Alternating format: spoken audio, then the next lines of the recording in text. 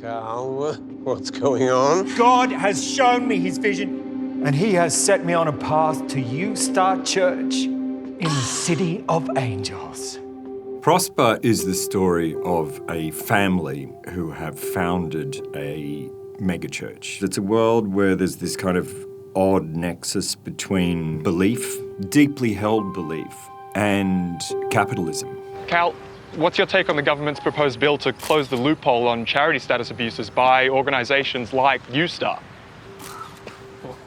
Well, Austin, we're not an organisation, we're a house of God. As the church grows, so do all of the problems. Once Matt Cameron and myself started developing it, we realised that we'd come across a really interesting world in terms of themes. It's so rich with story and possibilities. Jason Stevens, my fellow co-creator, he was thinking about what is it that Australia's exported to the world, and hence what sort of TV show that we might be able to make that would have a kind of global, international reach. Australia has a kind of unusual amount of megachurches. We spoke to a few people who had been part of these types of churches who were no longer, but that was kind of interesting to hear their experiences and what they got out of it and why they got out of it and how they see it from the outside in now. What appeals about that world is that you've got characters and people who are reaching high.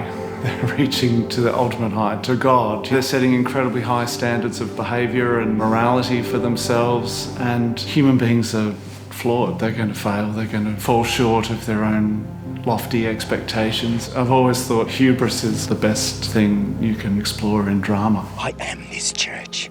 I stumbled. I had a moment of weakness. I just found out a member of my church had died. You can't be weak. Where's your compassion? You are in a hotel room, alone, with a woman who is not your wife. We wanted to present characters and a world that feels real and feels relatable. Talking to the writers and the producers of the show when I first came across, they were keen to do a show that portrayed these Christians as people with real faith. This isn't a fake thing they're putting on to make money. These are Christians that really believe what they're saying. It just so happens they're also getting inevitably corrupted by the wealth and power that's surrounding them. It's not anti-church, it's not anti-religion at all. On the contrary, it's about people with enormous faith, but how that faith is compromised. It's about people's secrets, it's about people's failings. We have seen with megachurches that where there's power, there are problems. And where there's a powerful family, there are powerful family problems.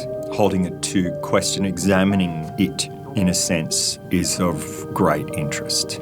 There's so much money that's poured into these churches. This is a magnifying glass on how money can take over our faith. I think that now is a very interesting time to make the show because there are certain megachurches out there that are starting to be called into account. And there are people that are beginning to wonder where the church ends and the multinational corporation begins. God has a purpose for you. To exempt U Star from the charity tax bill? What is $2 million not enough charity for People you? in Canberra asking questions, mate. I personally am not a religious person, but I love so many of the ideas of it. I love in particular the idea of what it used to provide in terms of a community. Given what's kind of happened in the last few years in the world, I do feel like there's maybe sort of a return to faith. So I think it's important to remind ourselves of what that means, to not get led astray by the monetization of it maybe. I think it's a cautionary tale. It's good for the church, it's good for all of us, Chad. Keep towing that company line, Dion.